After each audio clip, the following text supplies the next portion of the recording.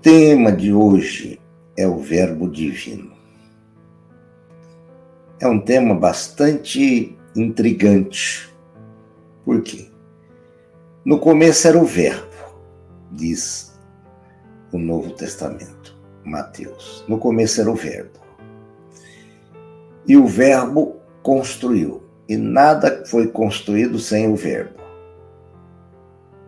E aí continua. Aí lá na frente diz assim, que o Verbo construiu, o Verbo fez, vamos dizer assim, o mundo, e ele passou a ser o delegado, o instrutor, o presidente do mundo em que criou.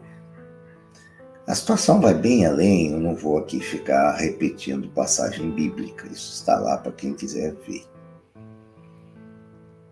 O que isso chama atenção? Que no começo, em sendo o Verbo é a emanação de Deus. E quem veio até aqui para trazer essa emanação de Deus como Verbo, mas um Verbo que incitou, um Verbo que deu início à vida, foi Jesus.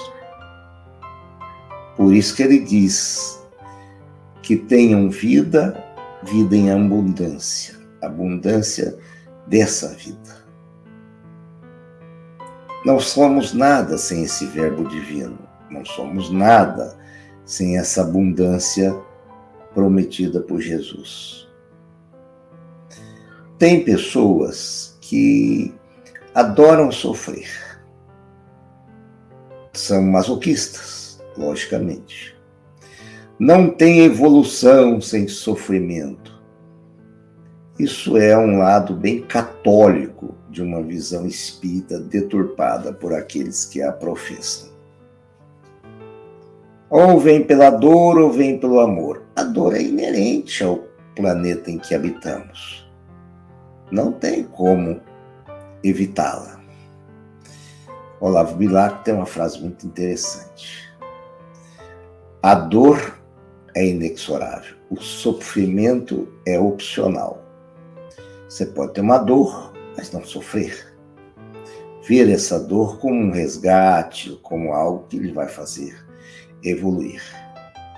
Jerônimo Mendonça, inclusive um grande trabalhador de Jesus, vivia numa cama ortopédica adaptada para ele, porque ele só mexia os olhos, falava, tinha olfato e ouvia. Nada mais no seu corpo se mexia. E ele era uma pessoa muito feliz, muito alegre.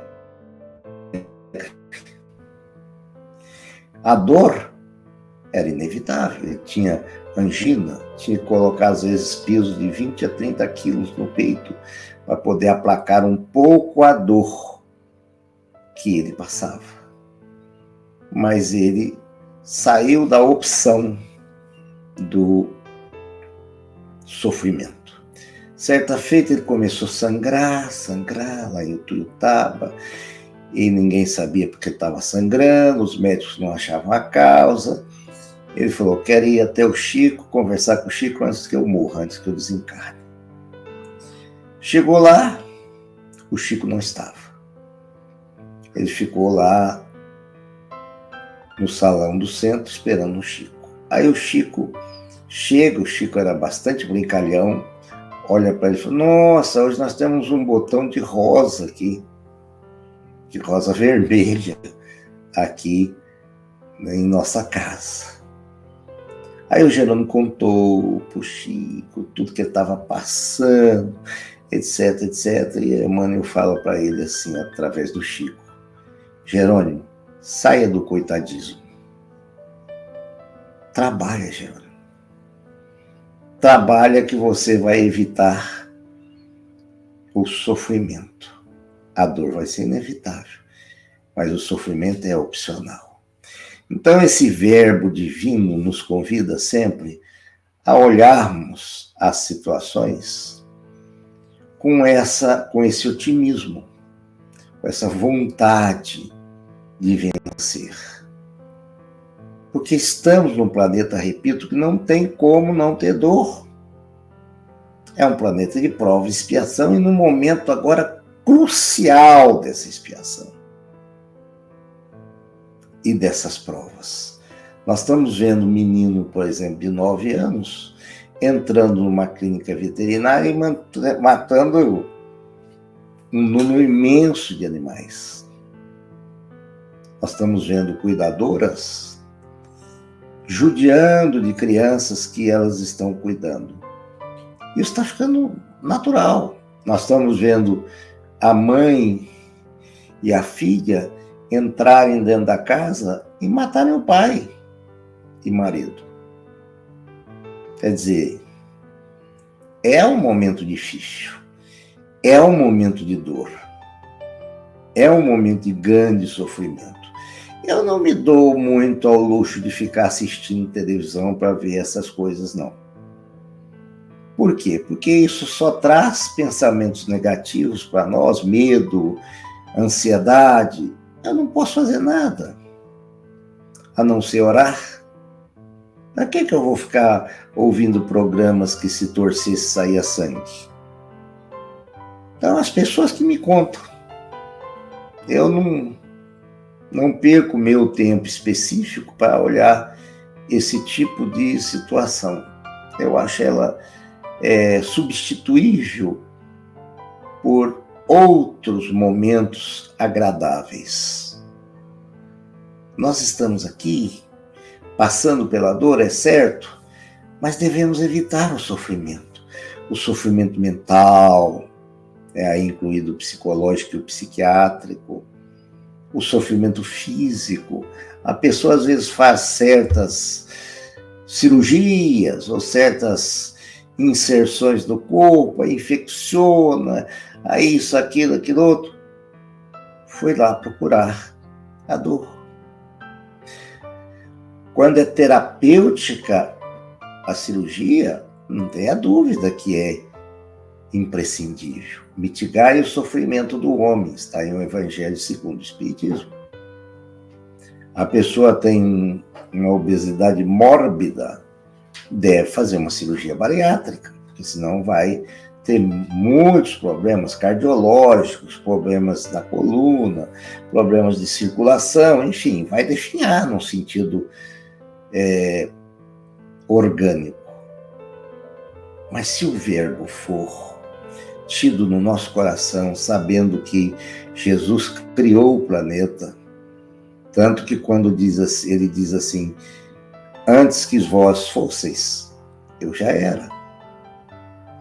Quer dizer, quando o nosso mestre nos impulsiona a ouvir o verbo divino que ele trouxe através das suas ideias, dos seus pontos de mandamentos imprescindíveis, que ele nunca coagiu ninguém a ter que segui-lo, como as religiões às vezes fazem. Olha, se você não for no centro espírita, você vai ficar obsediado. Se você não for na igreja, XYZ, vai te acontecer isso, aquilo outro. O templo nosso, real, verdadeiro, está em nossos sentimentos, em nosso coração, simbolicamente falando. Então não há essa necessidade de se buscar tanto aquela, entre aspas, religião como sendo uma forma de salvação nossa. Não há essa necessidade. Algo que nós precisamos é estar com a religiosidade, com a espiritualidade, com o verbo divino que fez a vida dentro de nós. Isso que é mais importante, a vida dentro de nós, a vida manifestada dentro de nós, para que assim a gente possa transcender e ir adiante do que estava posto para nós. É algo assim muito importante para que tenhamos uma uma cobertura espiritual. O que adianta ir no centro, chegar lá, fazer fofoca e coisas mais que é próprio ainda do ser humano, transmitir e atualizar informações, como um amigo meu me falou ontem, né? O novo nome que bonito que ele pôs para fofoca, né? Estão transmitindo e atualizando informações. Isso não é usar o verbo de forma correta. Isso é realmente fazê-lo de modo negativo. Muitas pessoas usam o verbo de uma forma tão pouco aproveitável, faz mal com as pessoas, calúnia, injuria, difama, que numa próxima vida pode vir mudo. Quer dizer, nada acontece por acaso. Às vezes as pessoas adoram escutar coisas de pessoas, coisas que não edificam. Numa próxima existência podem vir surdas. Às vezes podem usar a visão de forma negativa, na próxima encarnação virá como eu, cego. Então a gente tem, não é questão de medo, é causa e efeito. O que a gente fizer, a gente recebe. Quando estiver diante de uma dor, ao invés de queixar da dor, é o momento de se perguntar: eu devo ter feito mau uso desse órgão. Mas se eu levar essa situação não reclamando, trabalhando da melhor maneira possível, na próxima reencarnação eu vou estar livre dessa problemática. Não é que quem tem uma deficiência vai ser um santo, que não vai reclamar. Sim, não é reclamar, vai dizer o que dói, vai falar mais do que dói, mas não vai só viver falando do que dói. Jerônimo Mendonça aqui em Uberlândia, deitado na cama, como sempre, uma repórter lhe fez uma pergunta muito interessante. Para você, Jerônimo, o que é a felicidade? Ele falou: virar na cama. Ninguém gostava, ele não adorava ficar de barriga para cima o tempo todo. Então ele tinha também seus desejos de se melhorar, de conseguir uma qualidade corporal melhor. Até porque ele era forte, jogava futebol, era considerado pelas mulheres como Tarzan, né? Depois ele perdeu esse enfoque quando a doença chegou até ele. Uma artrite reumatoide de grau infinitamente considerável. Então, olha, cego é um barato. Cego, para alguém acompanhá-lo, é uma comitiva. É alguém para conduzi-lo, outro para falar com ele, outro para não sei das quantas. É algo imprescindível para o cego. Aliás, eu me lembrei de uma grande amiga minha, Roberta Pérez, que uma vez nós saímos para tomar um café, era perto de onde eu morava. Ela foi conduzindo, depois ela ficou muito boa para fazer isso. E eu caí no buraco, né? Calçadas de Uberlândia, né? Isso é tão normal. Aliás, os asfaltos extremamente horríveis são a marca de Uberlândia. E aí eu caí no buraco. Ela ficou preocupada: meu amigo! E ela me puxou para cima. A minha perna para cima, ela me puxou para cima. Bati a cabeça num galho. Aí eu falei para ela: Roberta, eu não sei se era melhor ficar lá naquele buraco ou ter batido a cabeça num galho. Aí passou o tempo, ela foi ficando cada vez mais expert em conduzir um cego, até que um determinado dia nós estávamos falando bem, ela até fazendo um story no Instagram sobre a nossa volta e tal, empolgada, eu chutei o lixo. Então a dor na Terra, seja qual a dor venha a ser, ela é inerente. Jesus, mesmo estando na cruz, não fez nenhum sistema de reclamação. Ele nos mostrou que é possível ter dor, e dor extremissimamente pungente. Mas ele não sofreu. Ele venceu o sofrimento porque o Verbo divino ele estava a representar aqui na Terra. E ele nos convida sempre a sermos também nós, os verbos divinos. Esse é o lado bonito. Não foi algo que ele só veio, mostrou e foi embora. Foi algo que ele veio, exemplificou, demonstrou e partiu. E o Espiritismo, que é o cristianismo redivivo, quer exatamente de nós a mesma postura. Que tenhamos vida em abundância, apesar de estarmos passando, às vezes, por momentos difíceis. Porque, se entender a lei de causa e efeito, os momentos já deixam de ser sofrimentosos. Eles já passam a ser educativos. Às vezes, no começo, a gente revolta. Agora eu estou perdendo o restinho de luz que existia, que me era muito útil. E às vezes eu fico olhando assim, pensando, meu Deus, como está difícil. Mas aí eu me restauro dizendo, vai passar. Se não nessa, na outra reencarnação passará.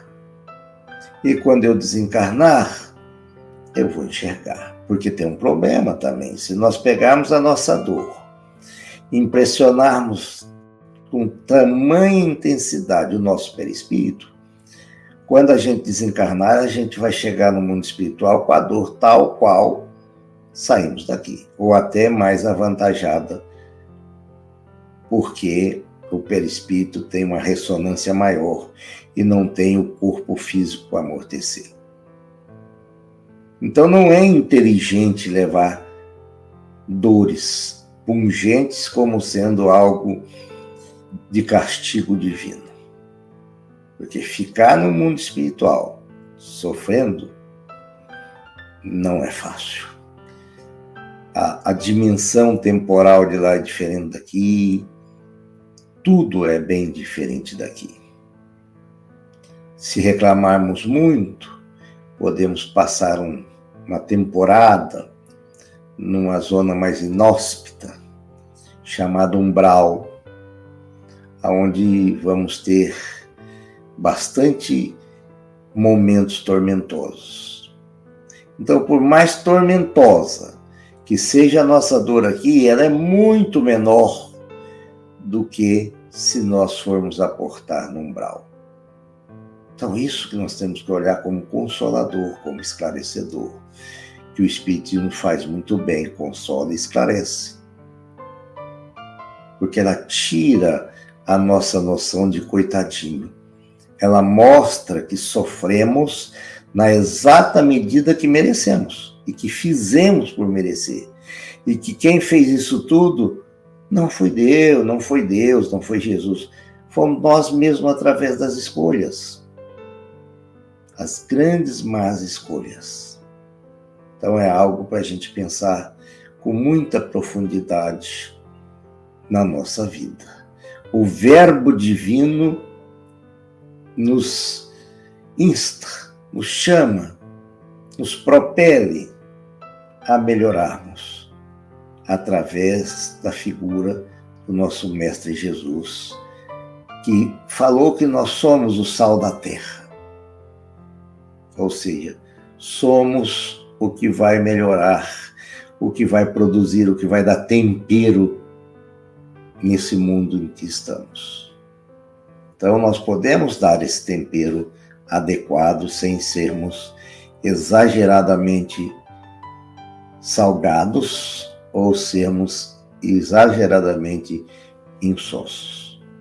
Que Deus, Jesus, nos abençoe, que esse verbo divino, que é a palavra de Deus, trazida até nós por Jesus, possa ingressar em nossos corações e sermos muito felizes e termos a dor como uma mestra, como alguém que nos ensina, como algo que nos ensina, e irmos descartando o sofrimento, porque ele é desnecessário.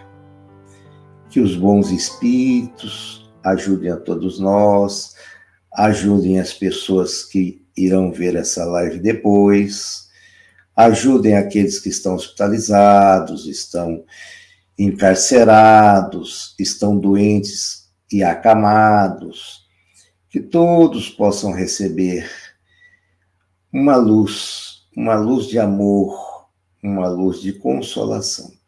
Que assim seja.